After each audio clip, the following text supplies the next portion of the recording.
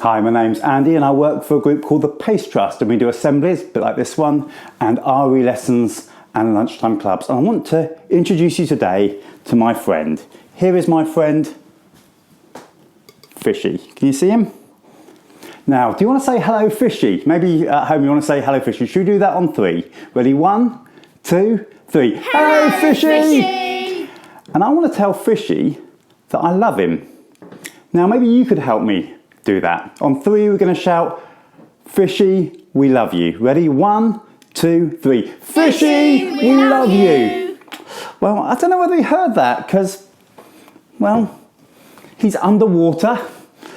He can't hear very well. Maybe we could do something else. Maybe we could sign him a message. So after me, we're going to go, Fishy, which is this. I love you. Okay? Ready? On three. Ready? 1, 2, 3. Fishy, I love you. Well, I don't know whether you understand signs. I don't even know, actually, whether he was looking the right way. Maybe this requires a more direct approach. Do you think that worked? Do you think that helped? To be honest, I'm not sure it did. You know, the best way that I could tell Fishy that I loved him was if I became a fish. If I became a fish just like him. If I was a fish just like him, then I could talk to him just as another fish. And in many ways, that's what Christians believe happened with Jesus. God, who's not remote and distant, sat on a cloud somewhere. But in Jesus, God became one of us. A version of the Bible talks about God moving into the neighbourhood, God pitching his tent amongst us, God as one of us. So Jesus is a God who knows what we go through, who feels the things that we feel.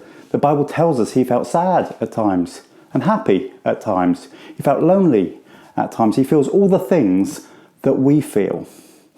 God not remote and distant, but God who gets it. God who knows what it's like. But Jesus also came with a plan and a purpose. I'm going to try and tell the whole story of the Bible now, all 66 books, in about 2 minutes. And it starts off with God. God who created everything. The sun, the moon, the stars, everything. God who created people too, for a relationship with him. I have here a very old-fashioned telephone where you talk into one end and you listen in the other. And God created people for a relationship with him. People could talk to God and God would hear them. And God would talk to people and they could hear him. The relationship was as he intended.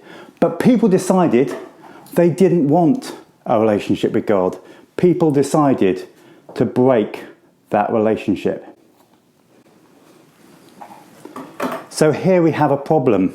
The relationship between God and people is broken. People have turned away from God, so we can't hear or speak to God in the way that he intended. The relationship is broken. And what God could have easily just said, it's not my mess, I'm not clearing up. But God sent Jesus, who when he died on the cross, came and mended that broken relationship.